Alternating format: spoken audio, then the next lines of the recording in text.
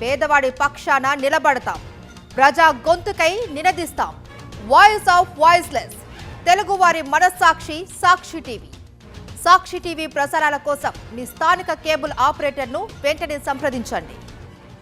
ఈ నెల 9న వైఎస్ జగన్ బంగారుపాళ్యంలో పర్యటించనున్న నేపథ్యంలో పర్యటన ఏర్పాట్లపై మాజీ మంత్రి పెద్దిరెడ్డి రామచంద్రారెడ్డి నివాసంలో వైఎస్ఆర్సీపీ నేతలు సమావేశమయ్యారు. ఉమ్మడి చిత్తూరు జిల్లా అసెంబ్లీ నియోజకవర్గాల సమన్వయకర్తలు భూమన కరుణాకర్ రెడ్డి, మాజీ డిప్యూటీ సీఎం నారాయణస్వామి, మాజీ మంత్రి ఆర్కే రోజా, భూమన అభినయ్ రెడ్డి, మాజీ ఎమ్మెల్యేలు సునీల్, బియ్యపు మధుసూదన్ రెడ్డి, ఎమ్మెల్సీ భరత్, సిపాయి సుబ్రహ్మణ్యం హాజరయ్యారు. చంద్రబాబు సొంత జిల్లాలోని మామిడి రైతుల్ని పట్టించుకునే పరిస్థితి లేదు అన్నారు. పల్ప్ ఫ్యాక్టరీలు 90% టీడీపీ వారివే ఉన్నప్పటికీ పెద్దిరెడ్డి రామచంద్రారెడ్డిపై నెపం నెట్టడం దారుణమన్నారు.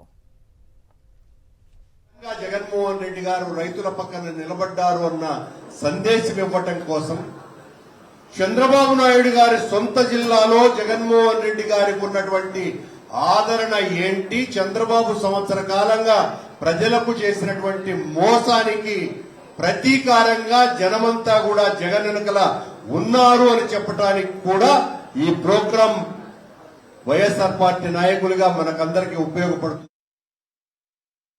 మామిడి పంటను పండించినటువంటి రైతుల దుస్థితి ఏ విధంగా ఉందంటే వాళ్ళు పండించిన సంపద రోడ్లు పాలు చేసే కార్యక్రమాలు చేస్తున్నారు. ఈ జిల్లాకు సంబంధించిన ముఖ్యమంత్రి కూడా ఏమీ పట్టించుకోవట్లేదు. మరి ఎల్లో మీడియా ఎందుకు దీని గురించి రాయలేదు? అది కూడా ఎల్లో మీడియా ఎంతసేపు ఈ ప్రభుత్వం ఏం చేసినా అది మంచిదని బ్రహ్మాండంగా సక్సెస్ అయిందని చెప్పుకునే పరిస్థితి వాళ్ళు ఉండారు. అందువల్లనే రైతులందరూ కూడా మీరు బాగా ఆలోచించండి. రేపు జగనన్న జననేత జగనన్న మనకు 9వ తేదీ బంగారుపాలెం వస్తున్నారు.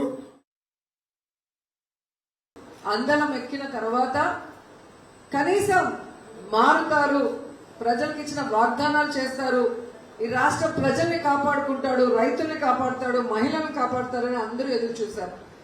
కానీ పెద్దలు అంటారు కదా, కుక్కతోక వంకర, గోదావరి ఈదిన మళ్ళీ ఆ గట్టుకు వెళ్ళాక ఆ తోక అలాగే వంకర పోతుందంట. అలా చంద్రబాబు నాయుడు అధికారంలో రావటం వరకు నేను మారాను, ఇంక నుంచి చేస్తాను అంటాడు. కానీ అధికారంలోకి వచ్చాక మళ్ళీ సేమ్, ఏం మారడు, ఏం చేయడు.